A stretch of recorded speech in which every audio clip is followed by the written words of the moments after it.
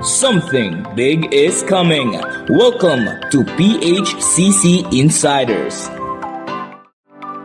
Many of us have been asleep for too long, distant, distracted, running on empty. But God is calling us for something greater.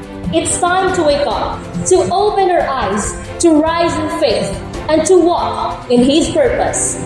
God is ready to move in your life. Are you ready to receive it?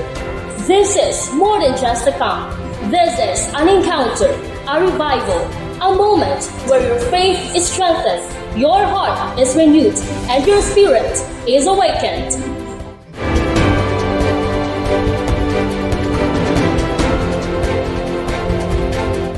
Today, we're going to interview those who have experienced the youth camp and those who are going to experience it for the first time. Maayong adlaw. Yari gali ang upod ko subong ang isa ka new convert sa Potter's House, Iloilo. Mayong aga sa inyo tanan, ako si Brother Carl. Alright, Brother Carl, may isa ko pamangkot sa imo. Ano ba lang imo gina-expect sa aton palaabuton nga Youth Camp 2025 this coming April bilang isa ka first-timer na mag-join sa aton na Youth Camp? Ang gina-expect ko subong is sa palabuton nga youth camp subong nga 2025 is kasadya madamo ko nga makilala nga disciple, maka-fellowship sila sa iba nga churches, kag ma-experience ang mga activities nga sa youth camp, no? Kay bago lang sulod yung isa ka new convert, no, sa Potter's House, Iloilo City, no, kag ma-experience ko itong subong nga youth camp. Let's have another disciple from Potter's House, Iloilo. Hello, mayong adlaw. Hello, mayong adlaw sa inyong tanan. My name is Kiashi Cabrera. So, ang pamangkot sa mong Kiashi bilang isa ka new convert, ano ba lang imo gina-expect this upcoming Youth Camp 2025? As a new convert, of course, my heart's desire is to experience God in a deeper way and of course to strengthen my spiritual life. I'm excited to learn new things, to be encouraged, and of course, to deepen my relationship with God.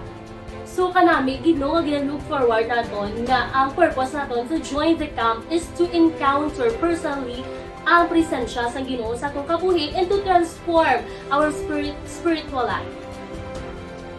Subong kaupod na naton ang dugay na nga campers. So mayong adlaw. Mayong adlaw sa atong nanano. Ako gali si Brother Isias, no, si Billy.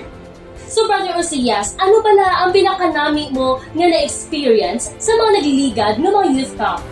Actually, ang pinakanami ko mga experiences, tatlo sila. No, ang privilege nga magtukar, na ang magkita sa mga different kinds of disciples dito sa Western Visayas, kag amo na ang pag-deepen nimo sa relationship nimo sa Ginoo sa amo ning youth camp. So ano naman pala ang mahambal mo sa mga baguhan subong nga mag-join sa youth camp? Ang mahambal ko lang sa mga baguhan didra, no, if you are seeking to deepen your relationship with God, no, I really encourage you, subong pa lang daan, magtipon na ikaw. Para maka-join ikaw sa amon ni namon nga activities, especially this is only done in once a year lang, no. So, especially subong, ang amon nga theme is entitled as Awakened. So, kung gusto mo maging awakened sa sine nga year, no, I highly encourage you to join this youth camp. So talagang worth it mag-invest this coming youth camp. See you there, mga disciples! Don't stay where you are. Step into His presence. Step into His calling. This is your time. Awakened!